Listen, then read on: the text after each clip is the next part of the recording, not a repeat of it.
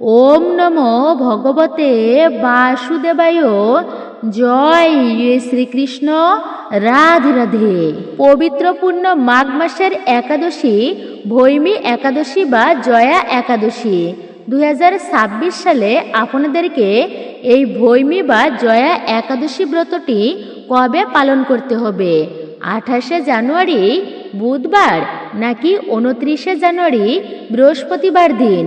কোন দিনে আপনাদেরকে এই ব্রতটি বিশেষভাবে পালন করতে হবে এবং এই ব্রতের দিনে কি কি খাওয়া যাবে আর কি কি খাওয়া একদমই উচিত নয়, শাস্ত্রে এই জয়া একাদশীর বিশেষ মাহাত্ম্য কথা বর্ণনা করা হয়েছে।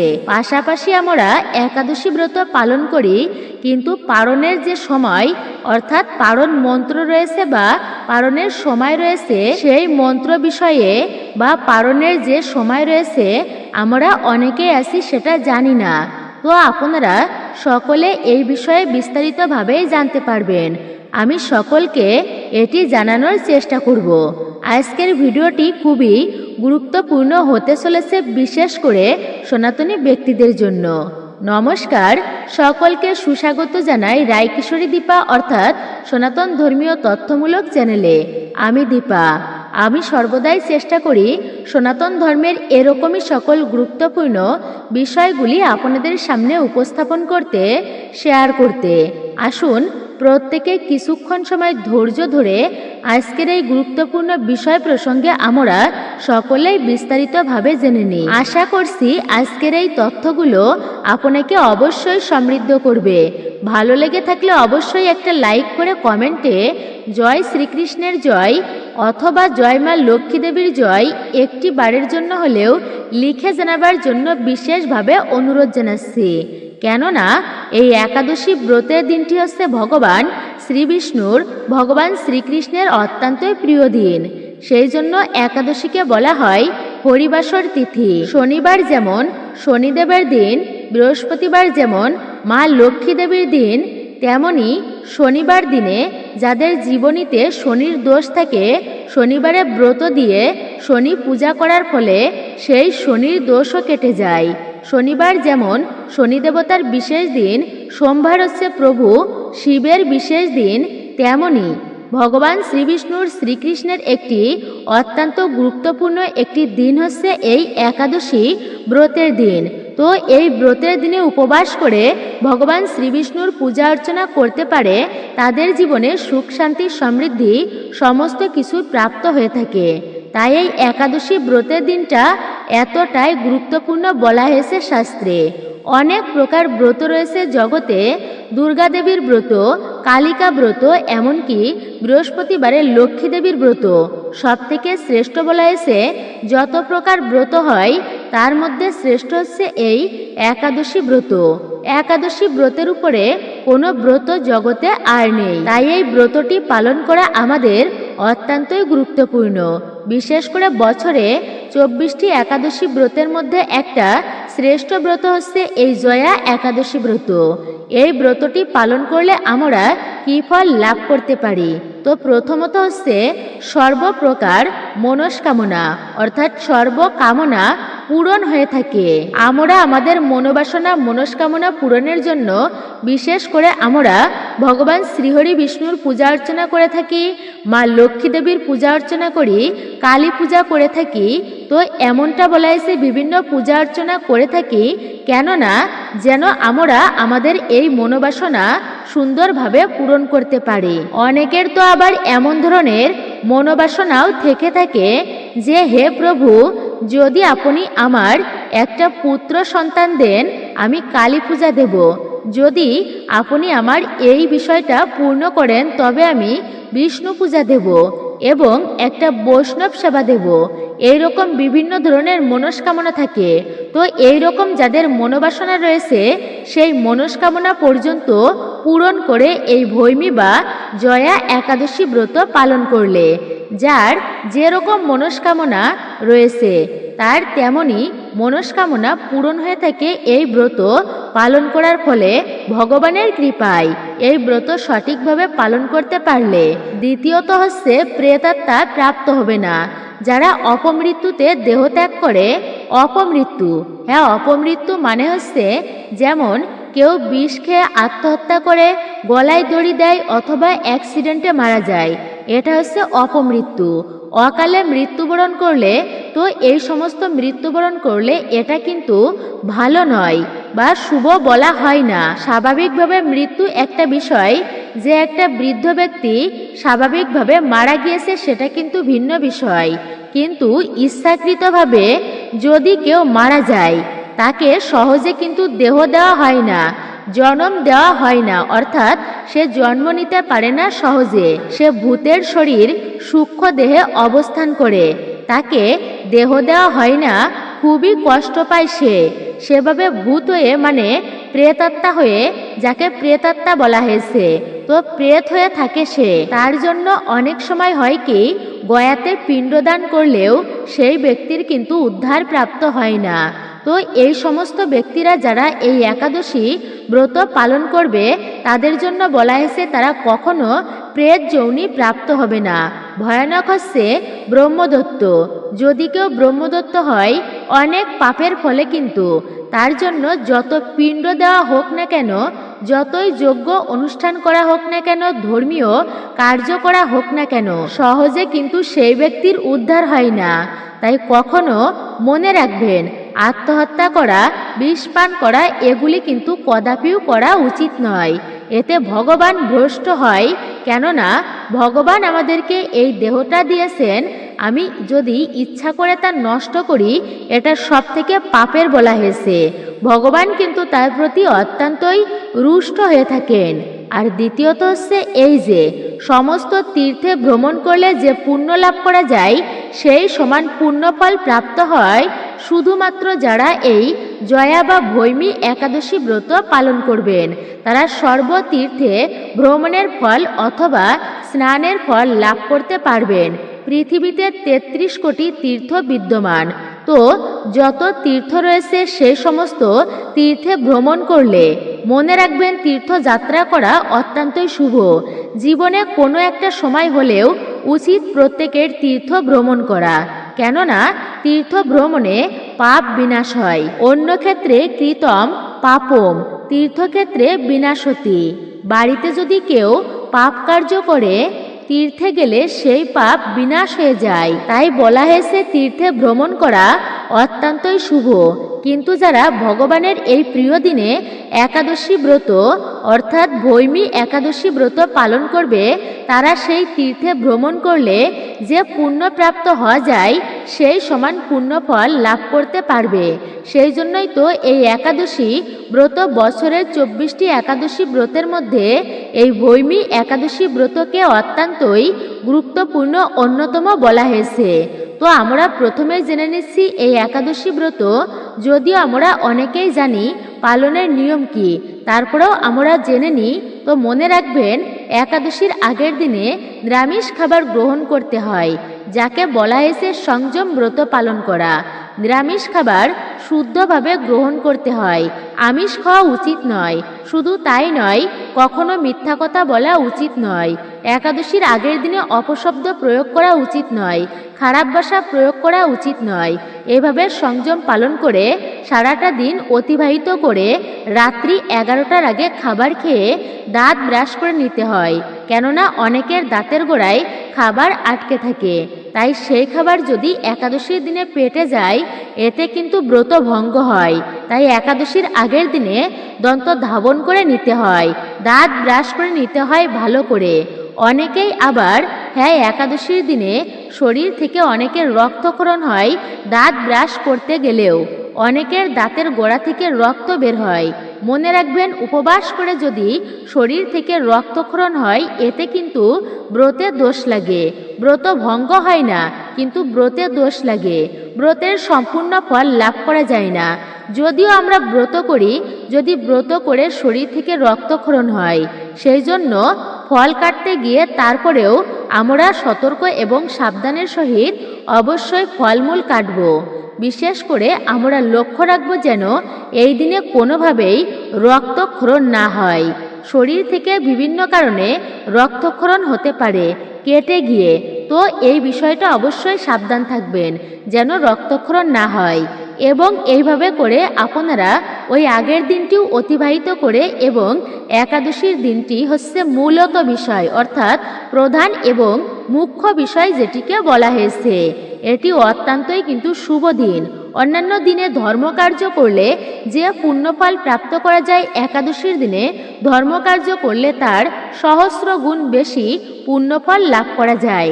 তাই একাদশীর দিনে ব্রত করি আমরা, কিন্তু এই দিনে অনেকে আছে যে আমরা আলস্য করে ঘুমিয়ে থাকি। তাই একাদশীর দিনে খুবই ভোরে ভোরে ঘুম থেকে ওঠা উচিত, শয্যা ত্যাগ করা উচিত খুবই প্রাতকালে, সূর্যদেব উদিত হবার পূর্বে। তা না হলে খুবই সকাল সকাল ঘুম থেকে উঠে স্নান করে শুদ্ধ বস্ত্র পরিধান করে সকলের এই কার্যটি অবশ্যই আপনারা করবেন। অর্থাৎ হচ্ছে ঠাকুরের পূজা দিতে একদমই ভুলবেন না। ঠাকুর পূজা দিতে হয় এবং খুব সকাল সকাল করেই। ঠাকুর পূজাটা ভগবানের পূজা, ইষ্টদেবের পূজা করা এটি জীবনের চরম সৌভাগ্যের বিষয়। আমরা ঠাকুর পূজাতে অলসতা করি, আলস্য আসে, এটি কিন্তু করা উচিত নয়। লজ্জা করা উচিত নয় ঠাকুর পূজা দিতে গিয়ে। আপনারা সংক্ষিপ্ত পরিসরে হলেও কাজে যেতে হবে নিশ্চয় আপনাকে। তো তার আগে বলা হয়েছে তুলসী পত্র, কিছু পুষ্প ভক্তির সহিত ভগবানের চরণে নিবেদন করে তারপরে আপনি কাজে যাবেন। কেননা উপবাস কেন বলে? উপবাস মানে কি? হ্যাঁ, একটুকু কি না খেয়ে থাকা উপবাস মানে? এমনটা কিন্তু নয়। না খেয়ে থাকলে, উপবাস থাকলে একটা মঙ্গল হয়, কিন্তু উপবাসের প্রকৃত অর্থ হচ্ছে, উপবাস মানে কি? উপ মানে নিকটে, আর বাস মানে বাস করা, ভগবানের সন্নিকটে বাস করা বোঝায়। এখন আমি ব্রত করলাম, আমি সারাদিনে আজে বাজে সঙ্গ করে বেড়ালাম, আমার সময় আছে, তথাপিও আমি ভক্ত সঙ্গ করলাম না, কাজ করি না ধর্মীয়, ভগবানের সেবা করি না, এটিকে বলা হয়নি কিন্তু প্রকৃত ব্রত, মঙ্গলজনক বিষয় কিন্তু বলা হয়নি এটিকে। একাদশী ব্রতের দিনটি অবহেলায় কাটানো উচিত নয়। তাই এই দিনে কখনো বিশেষ করে বলা হয়েছে যে সকালবেলা পূজা অর্চনা দেওয়া অবশ্যই কিন্তু উচিত। এবং বিশেষ করে আপনাদেরকে বলা হচ্ছে একটা কথা, তো অবশ্যই এই দিনে আপনারা আজে বাজে সঙ্গ একদমই করবেন না। আপনারা অবশ্যই ভক্ত সঙ্গ করবেন, আর সন্ধ্যাকালে বাড়িতে এসে ভক্ত সঙ্গ করে কাটানো উচিত, বিশেষ করে এই দিনটি। এবং এই যে ব্রত, ব্রত মাহাত্ম্য কথা, যেদিনের যে একাদশী ব্রত আসুক না কেন, ওই দিনে ব্রত করলেও সকলেরই উচিত এই ব্রত মাহাত্ম্য কথা ভক্তি এবং শ্রদ্ধার সহিত শ্রবণ করা। এতে ব্রত না করলেও অনেকাংশে এই ব্রতের ফল লাভ করা যায়। এখন আমি ভৈমী বা জয়া একাদশী ব্রত পালন করি, কিন্তু জানি না এই ব্রত পালন করলে কি হয়। তাই সকলেরই এই ব্রত মাহাত্ম্য কথা শ্রবণ অবশ্যই করবেন, শ্রবণ করা অবশ্যই উচিত। নিজেরাও আপনারা গ্রন্থ পাঠ করে শ্রবণ করতে পারেন, বা আপনারা নিজেরা অধ্যয়ন করতে পারেন, বা বিশেষ করে শ্রবণ করতে পারেন, বা আপনারা এই ভিডিও থেকেও শ্রবণ করতে পারেন। এটা আরও বেশি মঙ্গলময় বলা হয়েছে।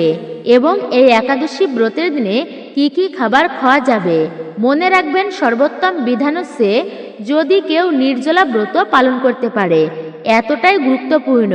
যদি কোনো ব্যক্তি নির্জলা ব্রত পালন করতে পারে, তার সমস্ত ব্রতের ফল লাভ হয়ে থাকে। কিন্তু অনেকেই আছেন নির্জলা করে না, অর্থাৎ নির্জলা ব্রত রাখতে পারে না। সেক্ষেত্রে আপনারা ফলমূলাদি খেতে পারেন। যেমনটা হচ্ছে আমি নির্জলা একাদশী ব্রত পালন করি, সম্পূর্ণ নির্জলা, জল ফোঁটা পর্যন্ত গ্রহণ করি না। তো অনেকেই আছে যারা নির্জলাভাবে ব্রত রাখতে পারে না, সেক্ষেত্রে বলা হয়েছে আপনারা ফলমূলাদি গ্রহণ করে তারপরে ব্রত করবেন। তা না হলে আপনারা যদি তাতেও কষ্ট হয়ে যায় আপনাদের, তাহলে বলা হয়েছে আপনারা সাবু রান্না করে খেতে পারেন, তারপর হচ্ছে সবজি রান্না করে খেতে পারেন। যেমন মিষ্টি কুমড়া, মিষ্টি আলু, পেঁপে, কাঁচকলা, আলু, এই সমস্ত সবজি আপনারা, ফুলকপি, টমেটো, এগুলি আপনারা রান্না করে ভগবানকে নিবেদন করে তারপরে আপনারা খেতে পারেন। মনে রাখবেন সেই সবজি রান্না করার সময় ভুলেও কখনো যে জিনিসটি দেওয়া যাবে না, আর তা হচ্ছে সরিষার তেল। কেননা একাদশীতে ব্রত করেন কিংবা না করেন, ভুলেও কোনো ক্রমে, হ্যাঁ ভুলেও কিন্তু ভুলক ক্রমেও আপনারা পঞ্চরবিশস্য গ্রহণ করবেন না। পঞ্চরবিশস্য গ্রহণ করা একদমই উচিত নয়। এতে পাপ না করেও সকল পাপের ভাগী হতে হয়। একবার জৈমিনী ঋষি ব্যাসদেবকে, যিনি সমস্ত শাস্ত্র প্রণয়ন করেছেন, ব্যাসদেবতা তাকে প্রশ্ন করল, জৈমিনী ঋষি ছিল সেই ব্যাসদেবের শিষ্য।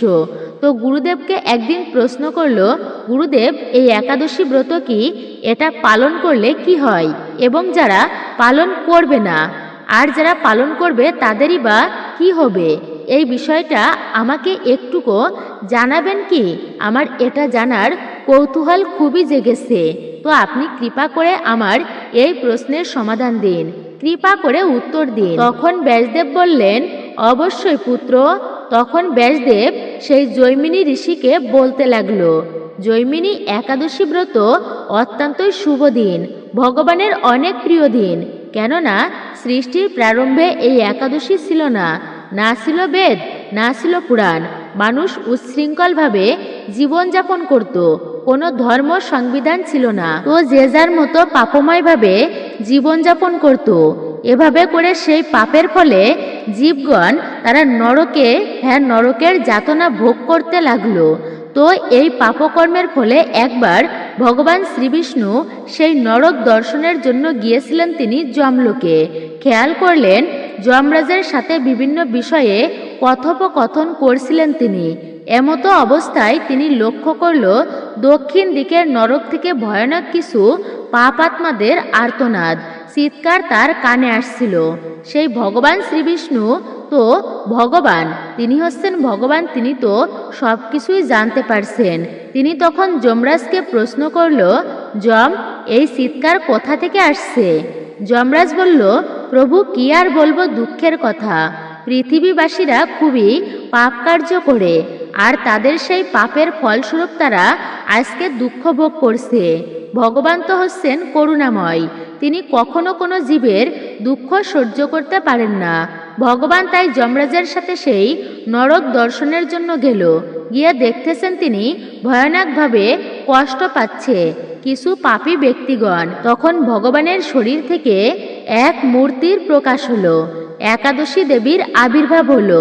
মহাপুণ্যময়ী দেবী তার পুণ্যের তেজে সেখানে সমস্ত পাপাত্মাদের পাপ ভস্মীভূত হলো, তারা দিব্য রূপ লাভ করলো। ভগবান তখন ঘোষণা করে দিলেন, যেই ব্যক্তি এই একাদশী ব্রতের দিনে উপবাস করে আমার পূজা অর্চনা করতে পারবে, তার জন্ম জন্মান্তরের পাপরাশি বশীভূত হয়ে যাবে, অর্থাৎ ভস্মীভূত হয়ে যাবে। এই একাদশী আমার অত্যন্তই প্রিয় দিন এটি, তাই এই দিনে মানুষ একাদশী ব্রত পালন করবে এবং সেই দিন থেকে সকলেই শুরু করে একাদশী ব্রত পালন করা। কিন্তু এই যে পাপকর্ম করুক না কেন, এই একাদশী ব্রতের দিনে ব্রত করে সবার পাপ খণ্ডিত হয়ে যায়, সবাই ভগবানের কাছে চলে যায়।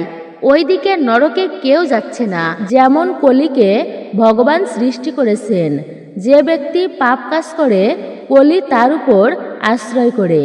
আবার ওই যে ভয়ানক পাপ পুরুষ সৃষ্টি করেছেন ভগবান, যে ব্যক্তি অন্যায়ভাবে জীবনযাপন করবে তার উপরে গিয়ে সে ভর করবে, সেই পাপ পুরুষ এভাবে করে সে বেঁচে থাকে।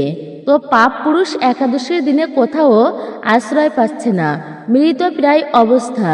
সে তখন কি করেছে?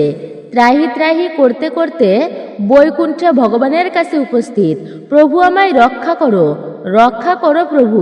কেন, কি হয়েছে তোমার? কেননা আপনি যে একাদশী দেবীকে সৃষ্টি করেছেন তার পূর্ণ প্রভাবে আমি কোথাও স্থান পাচ্ছি না।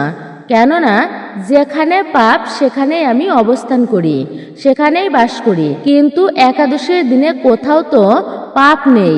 পুণ্যের পবিত্র আলোক রশ্মিতে আমি কোথাও বাঁচতে পারছি না।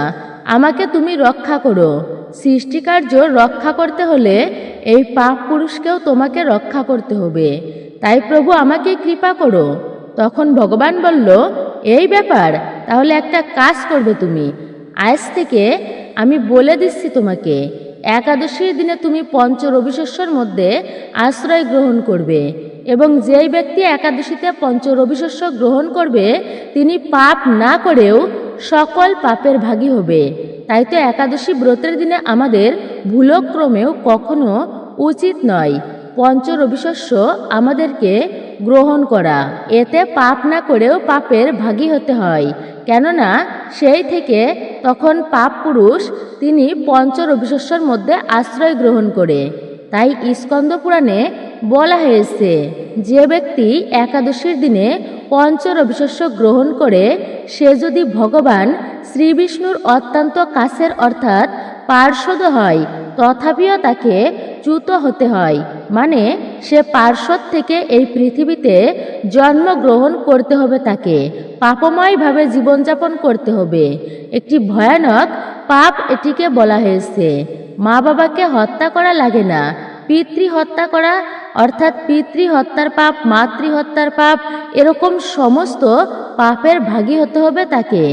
যে ব্যক্তি একাদশীর দিনে পঞ্চ রবিশস্য গ্রহণ করবে, তাই ব্রত না করলেও কখনো আপনারা এটি গ্রহণ করবেন না। আপনাদের গ্রহণ করা বা আমাদের গ্রহণ করা উচিত নয় পঞ্চ রবিশস্য। যেমন কোনো সরিষার তেল খাওয়া যাবে না। অনেকে প্রশ্ন করেন যে সরিষার তেল শরীরে মাখা যাবে কিনা।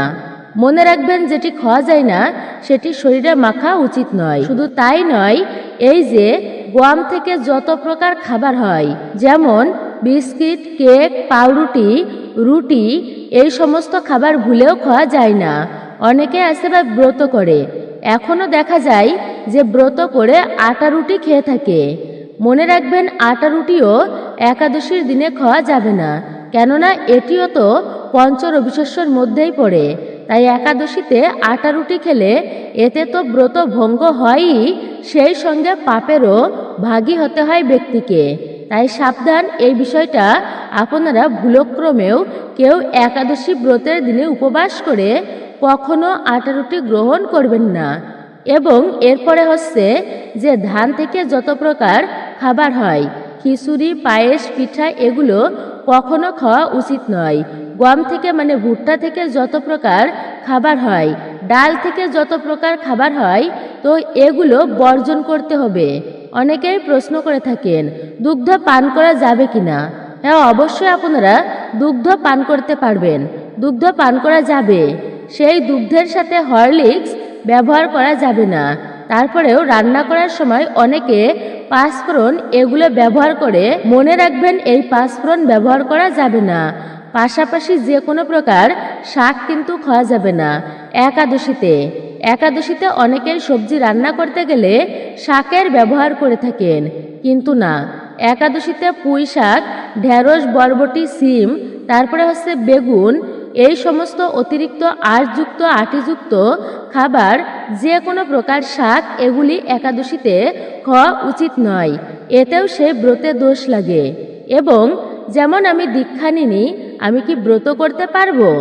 এমনও প্রশ্ন করেন অনেকেই, যে একাদশী ব্রত তো খুবই একটা পুণ্যময়, পবিত্র এবং মঙ্গলজনক ব্রত, কিন্তু আমি গুরুদেবের থেকে দীক্ষা গ্রহণ করিনি। শাস্ত্রে বলা আছে, যেই ব্যক্তি দীক্ষা গ্রহণ করেনি তার হস্তের জল হচ্ছে মূত্রতুল্য। তারপরে ঠাকুর পূজা, ইষ্ট দেবতার পূজা অবশ্যই করা উচিত, কিন্তু আমি তো দীক্ষা গ্রহণ করিনি, আমি কি এই একাদশী ব্রত পালন করতে পারবো কিনা? যদিও শাস্ত্রে বলা আছে অদীক্ষিত ব্যক্তি নরক সমতুল্য, অর্থাৎ অদীক্ষিত ব্যক্তি তার হাতে সমস্ত বস্তুই হচ্ছে মূত্রতুল্য, মলতুল্য। তো সে যে কর্মই করুক না কেন তার সমস্ত কর্মই কিন্তু বিফল হয়ে যায় এবং তিনি পশুজনি প্রাপ্ত করে।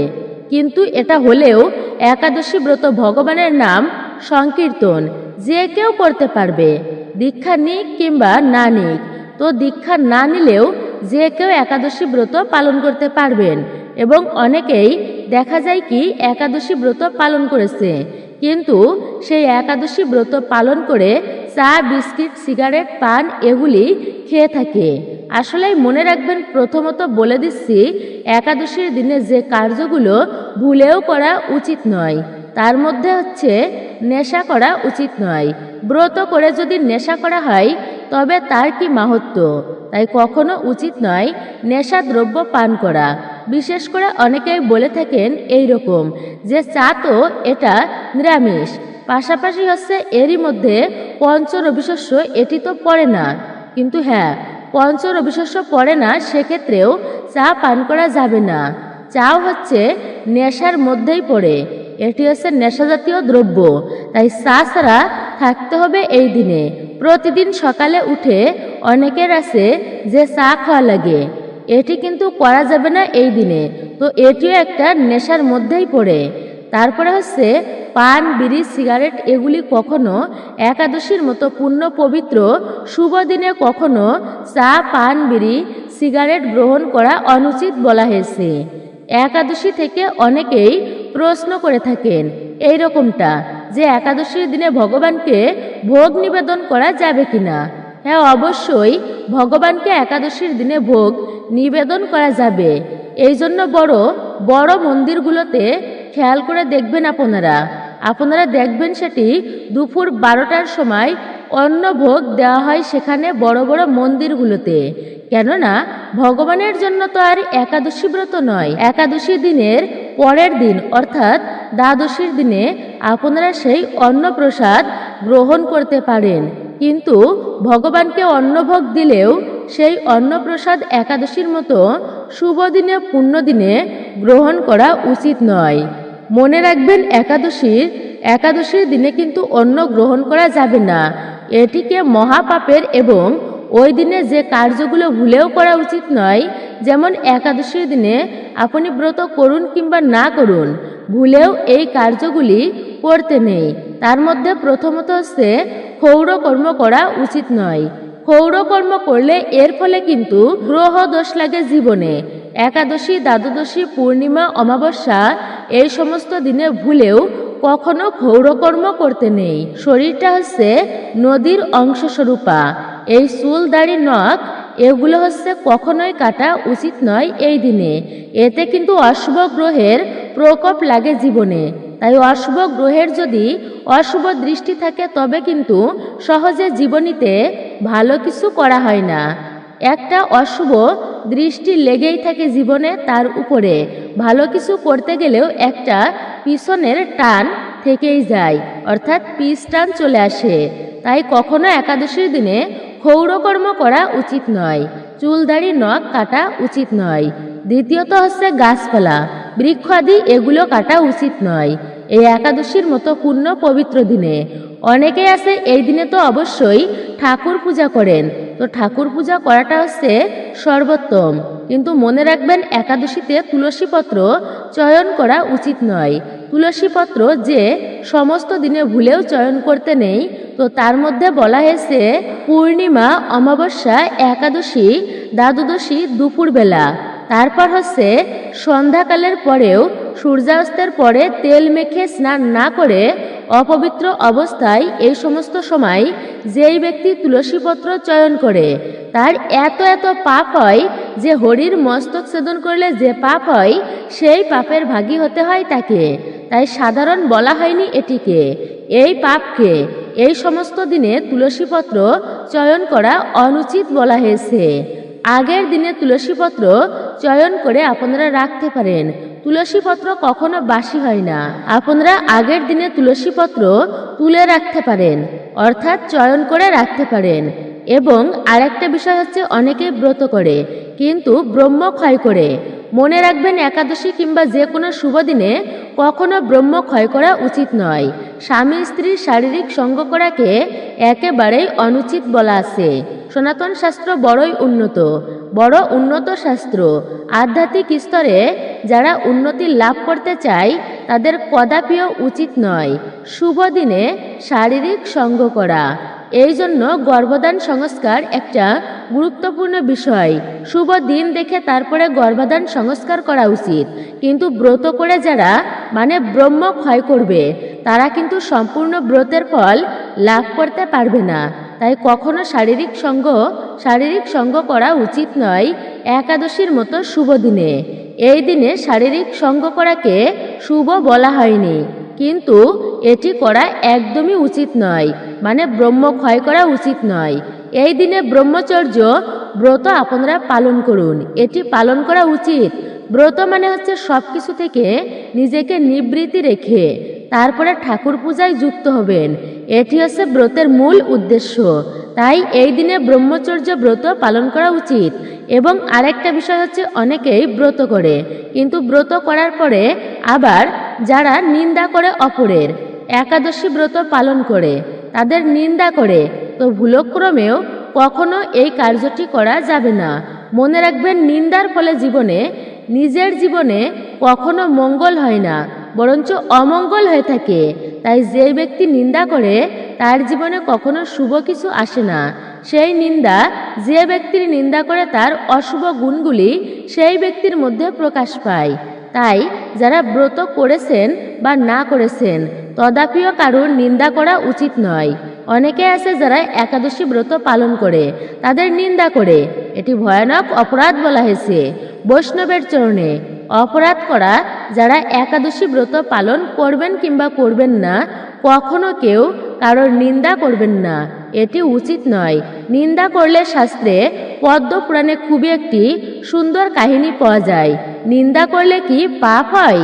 বিশেষ করে এই একাদশীর মতো শুভ দিনে ভুলেও কারোর নিন্দা করবেন না।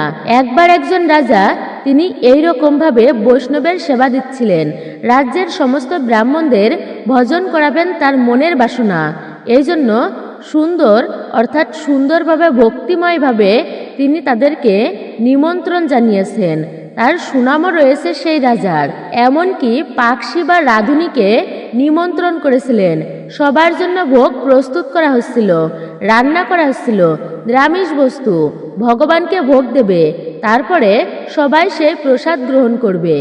রাজ্যের সবার জন্য সুন্দর অনুষ্ঠান হচ্ছিল। সেখানে তো এত ভালো ভালো আইটেম রান্না হচ্ছিল। সবচেয়ে মিষ্টান্ন বা মিষ্টি, মানে যে পায়েস রন্ধন করা হচ্ছিল খেজুরের রস দিয়ে, সেই সুন্দর মিষ্টান্ন প্রস্তুত করা হচ্ছিল। তো ওই সময়ে একটা ঈগল পাখি, সে একটা সর্পকে ধরেছে। সে সর্পকে ধরে, অর্থাৎ বিষধর সেই সর্প ছিল, সেই সর্পকে আহার করবে বলে। এই জন্য সেই বিষধর সর্পের বিষ ঈগলের উপর কাজ করে না, অর্থাৎ ঈগলের উপরে প্রভাব খাটাতে পারে না। ঈগলটা সর্পটাকে ধরে সেই উপর দিয়ে উড়ে উড়ে যাচ্ছিল সেই সর্পটাকে নিয়ে। যাবার সময় সাপটা দেখলেন আমার তো মৃত্যুর সময় উপস্থিত। তখন তিনি সেই সাপটা কি করেছে, সাপটা প্রাণ বাঁচানোর জন্য এর পায়ে কামড় দিয়েছে, মানে ঈগলের পায়ে। তার আর বিষ ছেড়ে দিয়েছে। তো সেখান থেকে একটুকু বিষ এসে সেই খাবারের উপর পড়েছে, অর্থাৎ সে পরমান্ন মানে পায়েসের উপরে পড়েছে যখন রান্না করা হচ্ছিল। তো ওটা তো আর কেউ খেয়াল করেনি যে বিষ মিশে গিয়েছে সেই খাবারের মধ্যে। এভাবে করে ঈগল তো সেই সাপ নিয়ে চলে গেল উপর থেকে, কেউ লক্ষ্যই করেনি যে খাবার প্রস্তুত করা হলো। সবাই খুব আনন্দের সহিত ভোজন করলো। অবশেষে পায়েস দেওয়া হলো। পায়েস যে ব্রাহ্মণ ভোজন করেছে সবাই মারা গিয়েছে। চিন্তা করেন, এত ব্রাহ্মণ হত্যার পাপ কে নিবে? দোষটা কি রাজার ছিল? রাজার তো কোনো অপরাধ ছিল না, কেননা রাজা তো ভক্তি ভরে এই অনুষ্ঠান দিয়েছিল, তার কোনো অপরাধ ছিল না। যিনি রান্না করেছেন তার কি অপরাধ? তারও তো কোনো অপরাধ ছিল না। যারা ভোজন করেছে তাদের কি অপরাধ?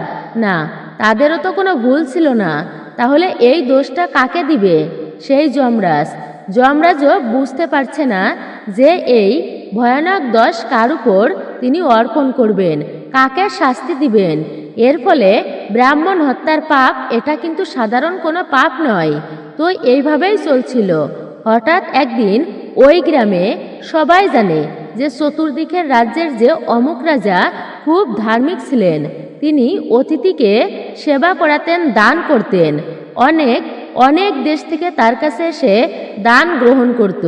তো অন্য দেশ থেকে একজন ব্রাহ্মণ, তিনি খুবই দরিদ্র, তিনি ওই রাজার কাছে আসছিলেন যে কিছু দান যদি পাওয়া যেত তাহলে জীবনটা ভালোভাবেই কাটানো যেত। তো তিনি আসছিলেন, পথও চিনেন না। এমন সময় একটা বৃদ্ধ লোককে দেখে জিজ্ঞাসা করল যে অমুক রাজার রাজ্যটা কোন দিকে, আপনি বলতে পারবেন? এটা শুনে সেই ব্যক্তি বলতে লাগলো, সেই বৃদ্ধ ব্যক্তি, আরে আপনি জানেন না, ওই ব্যক্তির কাছে আপনি যাবেন না। ওই রাজা যিনি সমস্ত ব্রাহ্মণদেরকে মেরে ফেলেছেন, আপনি তার কাছে যাবেন? তিনি তো মহা পাপিষ্ঠ, তিনি ব্রাহ্মণদেরকে হত্যা করেছে। তখন সেই গরিব ব্রাহ্মণটি বৃদ্ধ লোকের থেকে এমন কথা শুনতে পেরে রাজার প্রতি একটা খারাপ মনোভাব পোষণ করে চলে গেলেন, আর রাজার সাথে দেখাও করলেন না। তখনই যমরাজ বলেছেন, চিত্রগুপ্ত, ওই ব্যক্তিকে ধরে নিয়ে আসো। এই যে এই ব্যক্তি না জেনে রাজাকে দোষী করেছে, নিন্দা করেছেন, তাই সেই ব্যক্তিকে, অর্থাৎ যে ব্যক্তি অপরের নিন্দা করে, এটা সব থেকে চরম অপরাধের বলা হয়েছে। তখন সেই সমস্ত ব্রাহ্মণ হত্যার শাস্তি ওই ব্যক্তির উপরে যমরাজ দিয়েছিল, শুধুমাত্র একটুকু নিন্দা করার ফলে। তাই কখনো জেনে বা না জেনে নিন্দা করা কখনোরই উচিত নয়। এটি কোনো ব্যক্তিরও করা উচিত নয়, এটিকে মহা পাপের বলা হয়েছে। বিশেষ করে এই একাদশীর মতো শুভতম দিনে এটি খুবই পাপের, এবং সেই পাপের ফল ভোগ করতে হয়েছিল কিন্তু সেই বৃদ্ধ ব্যক্তিকে। তাই কদাপিও নিন্দা করা উচিত নয়, এটি ভালো নয় এবং শুভ বলা হয়নি। স্বয়ং যমরাজ বলেছেন যমদূতদেরকে, হে যমদূতগণ, তোমরা শুনে রেখো, যেই ব্যক্তি একাদশী ব্রত পালন করবে তাদেরকে তোমরা দূর থেকে প্রণাম করে চলে আসবে। কখনো এই যমলোকে তাদেরকে আনবে না, কেননা তারা আমাদেরও প্রণাম্য, আমাদেরও পূজনীয়।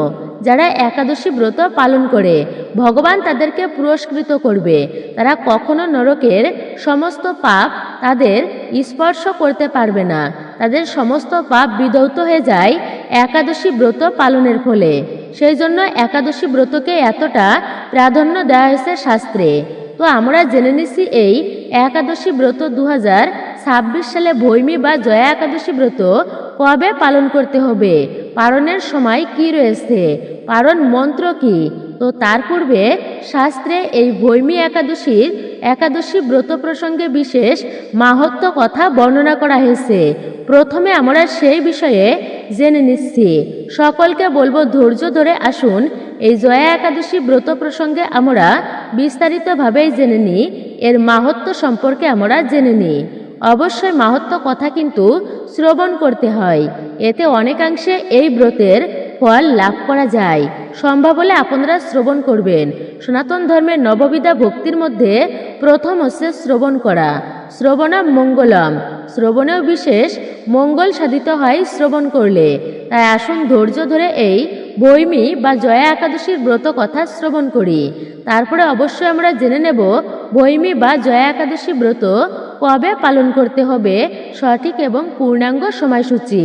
মাঘ মাসের শুক্লাপক্ষীয় জয়া একাদশী ব্রত মাহাত্ম্য ভবিষ্যত্তর পুরাণে যুধিষ্ঠির শ্রীকৃষ্ণ সংবাদরূপে বর্ণিত আছে। শ্রী গরুড় পুরাণে মাঘ মাসের শুক্লপক্ষিয়া একাদশী তিথিকে ভৈমী একাদশী নামে অভিহিত করা হয়েছে। পদ্মপুরাণ অনুসারে জ্যৈষ্ঠ মাসের শুক্লপক্ষিয়া একাদশীর নাম পাণ্ডব নির্জলা বা ভীমসেনী ভৈমী একাদশী বলা হয়েছে। যুধিষ্ঠির বললেন, হে মহারাজ, মাঘ মাসের শুক্লপক্ষের এই একাদশী জয়া নামেই প্রসিদ্ধ। এই তিথি সর্ব পাপ বিনাশিনী, সর্বশ্রেষ্ঠা, পবিত্রা, সর্বকাম ও মুক্তি প্রদায়িনী। এই ব্রতের ফলে মানুষ কখনো প্রেতত্ব প্রাপ্তি হয় না। এই একাদশীর নিম্নরূপ উপাখ্যান শোনা যাক এইবার। এক সময় স্বর্গলোকে ইন্দ্র রাজত্ব করছিলেন। সেখানে অন্য দেবতারাও বেশ সুখেই ছিলেন। তারা পারিজাত পুষ্প শোভিত নন্দন কাননে অপ্সরাদের সাথে বিহার করতেন। একদিন 50 কোটি অপ্সরা নায়ক দেবরাজ ইন্দ্র স্বেচ্ছায় আনন্দ ভরে তাদের নৃত্য করতে বললেন। নৃত্যের সাথে গন্ধর্বগণ গান করতে লাগলেন। পুষ্পদত্ত চিত্রসেনের পত্নীর নাম ছিল মালিনী। পুষ্পবতী নাম তাদের এক কন্যা ছিল। পুষ্পদত্তের পুত্রের নাম ছিল মাল্যবান। এই মাল্যবান পুষ্পবন্তীর রূপে মুগ্ধ হয়েছিলেন। পুষ্পবন্তী পুনঃ পুনঃ কটাক্ষ দ্বারা মাল্যবানকে বশীভূত করেছিল। দেবরাজ ইন্দ্রের প্রীতিবিধানের জন্য তারা দুজনেই নৃত্য গীতের দ্বারা সেই সভায় যোগদান করেছিল, কিন্তু একে অপরের প্রতি আকৃষ্ট থাকায় উভয়ের চিত্ত বিভ্রান্ত হয়েছিল। সেখানে তারা পরস্পর কেবল দৃষ্টিবদ্ধ অবস্থায় দাঁড়িয়ে থাকল। ফলে গানের ক্রম বিপর্যয় ঘটল। তাদের এইরকম তালমান ভঙ্গ ভাব দেখে তারা যে পরস্পর কামাসক্ত হয়েছে, দেবরাজ ইন্দ্র তা বুঝতে পারলেন।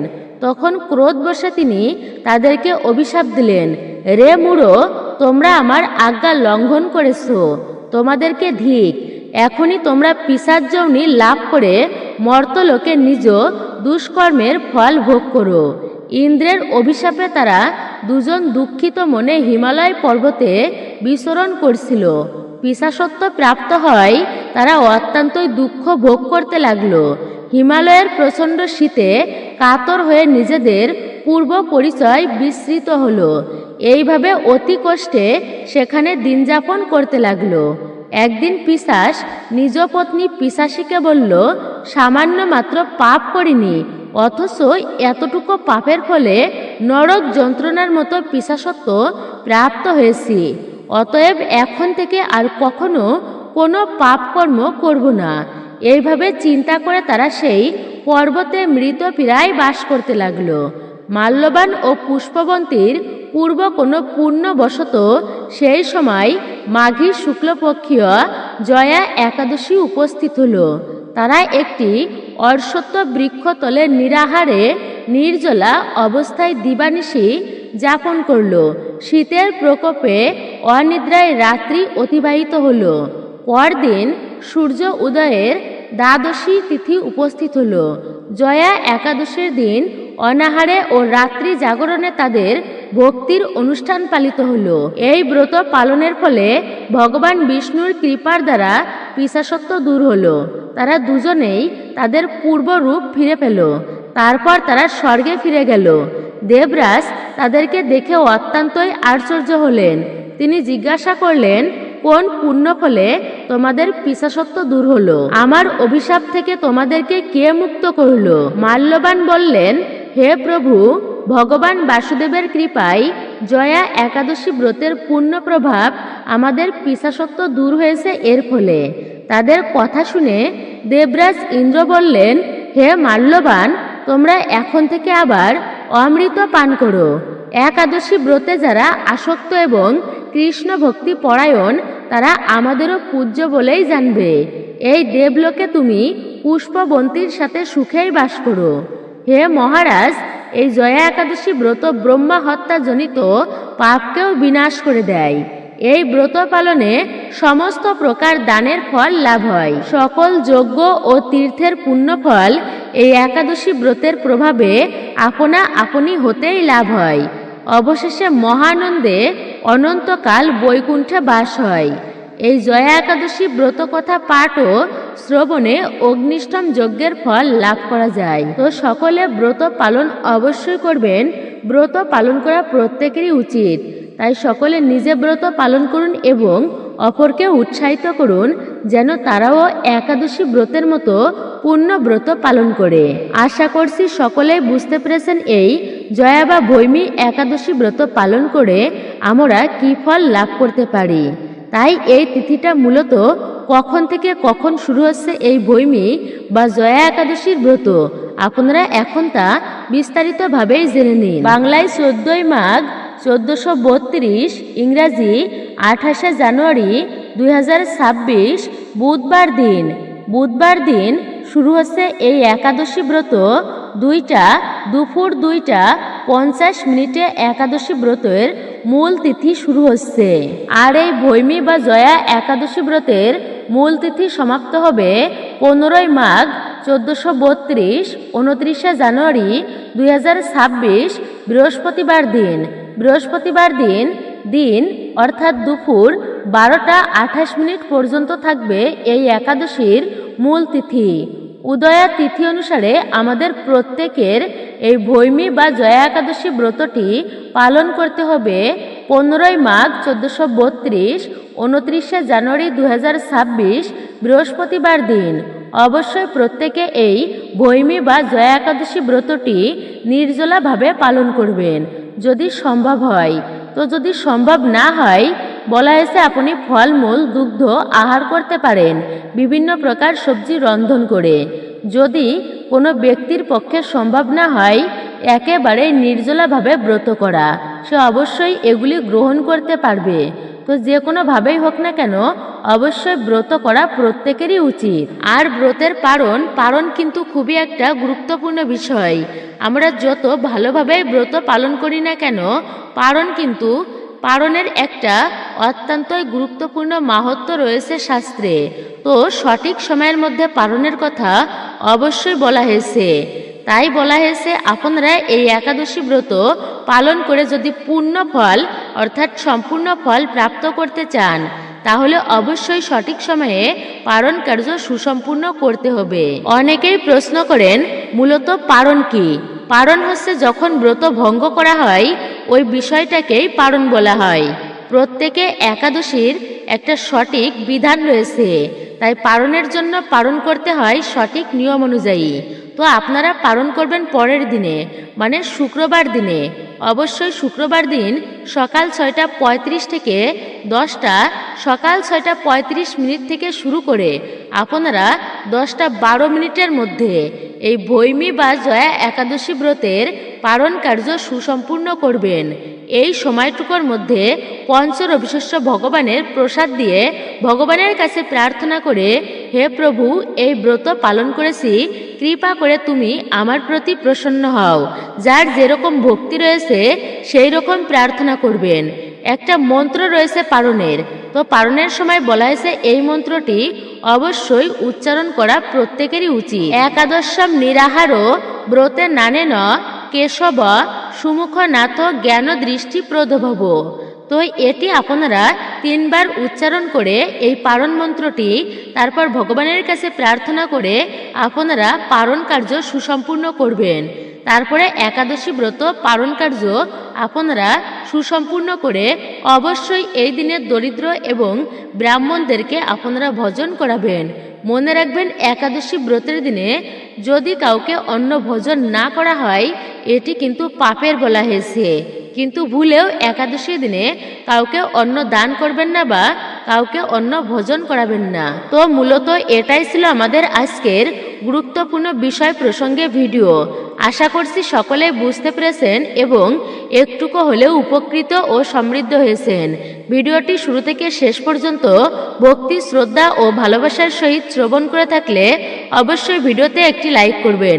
আর আপনি যদি সনাতনী হয়ে থাকেন তো অবশ্যই কমেন্ট করবেন। আশা রাখছি একজন সনাতনী বোনকে আপনারা সাপোর্ট করবেন। কমেন্টে অবশ্যই জয় শ্রীকৃষ্ণের জয়, জয় শ্রী বিষ্ণুর জয় অথবা আপনার আরাধ্য দেবদেবীর নামটি একটি বারের জন্য হলেও লিখে জানাবার জন্য বিশেষভাবে অনুরোধ জানাচ্ছি। সকলে ভালো থাকুন, সুস্থ থাকুন, পরম করুণাময় ঈশ্বরের অশেষ কৃপায়। আবারও আপনাদের সাথে কথা হবে নতুন কোনো ভিডিওর প্রসঙ্গে।